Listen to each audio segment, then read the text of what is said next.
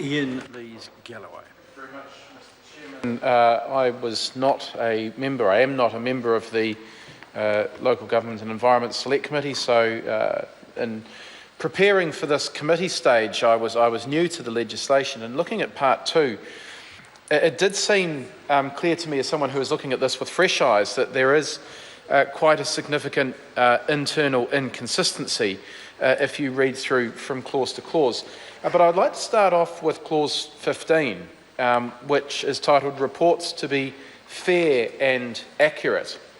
And I can certainly understand why this clause is included. It's important that the reports that are compiled by the Secretary and the Government Statistician are indeed fair and provide a fair representation of the topics that they have been asked to consider, and of course that they're accurate in the use of the data. But I do wonder exactly, and perhaps the Minister might be able to give us some clarity on this, what fair means exactly, because sometimes, especially in environmental issues, when you're dealing with the question of what is fair reporting, there is an expectation that all points of view will be expressed, even if some of those points of view are extremely minority points of view. And I think particularly of the climate change debate, where, and I think of an outfit in the United States that promotes themselves as being fair and balanced,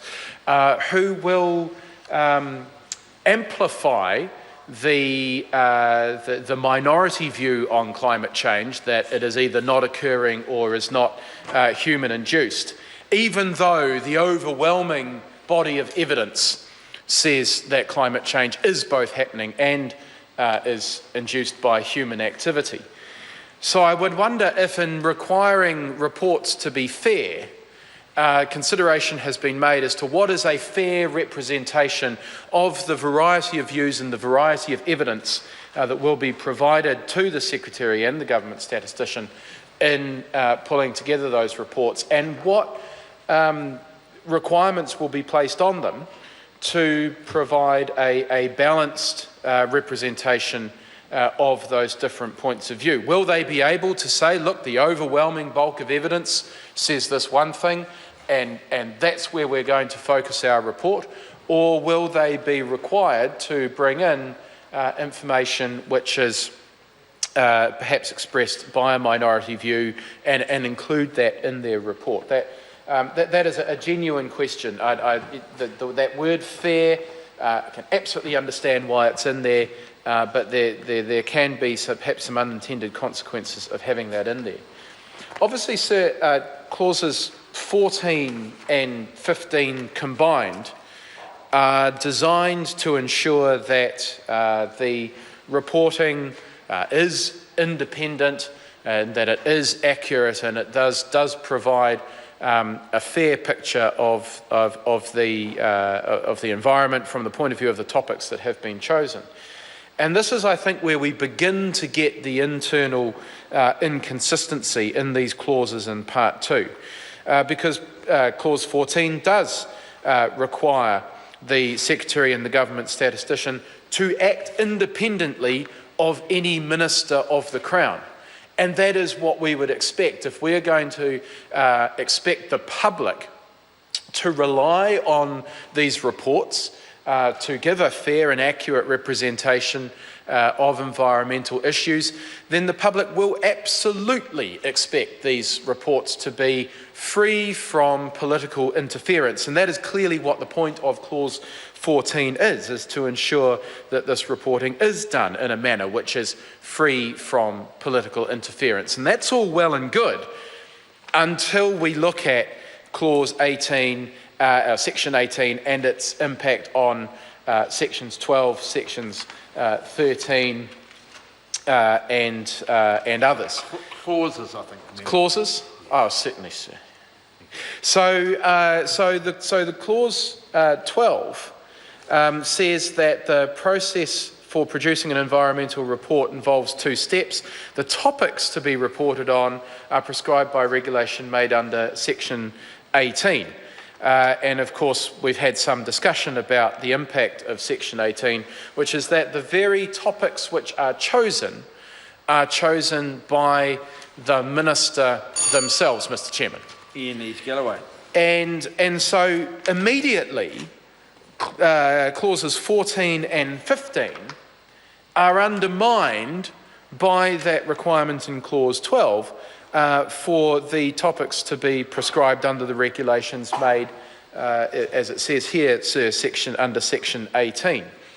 And so that drive for political independence and for it to be a fair and accurate representation is immediately undermined by the fact that the whole report, when it is initiated by the Minister and the topics that the report will address are chosen by the Minister. Now, Paul Foster-Bell said that it's important that the decision to undertake a report be made by elected representatives.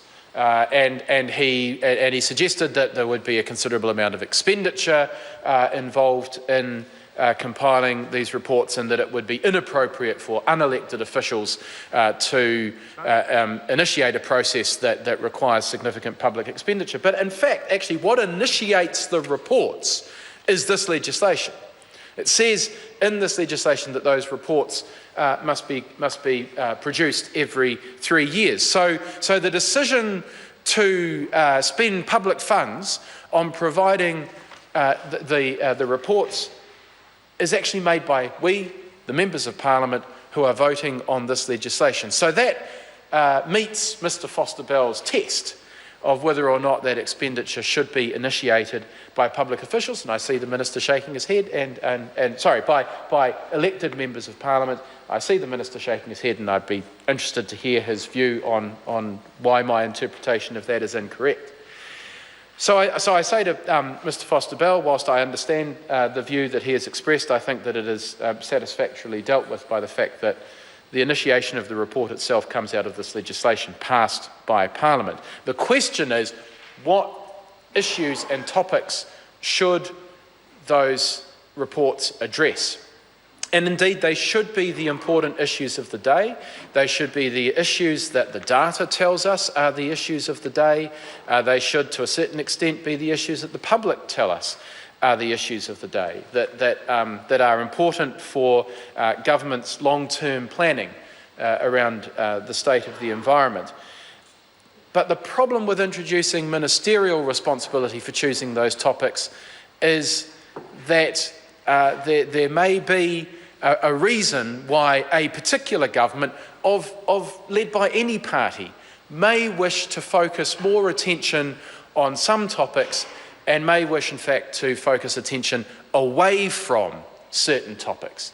And that undermines the faith that the public can actually have in the quality of these reports and the usefulness of these reports for long-term planning, not only by government, but by other agencies as well. And I note that a lot of these issues were raised by a variety of submitters who have, and some of them who are officers of Parliament, who have absolutely every reason to encourage us to pass legislation which is robust, which will result in reports that are robust themselves, and which have, in which the public can have a lot of faith.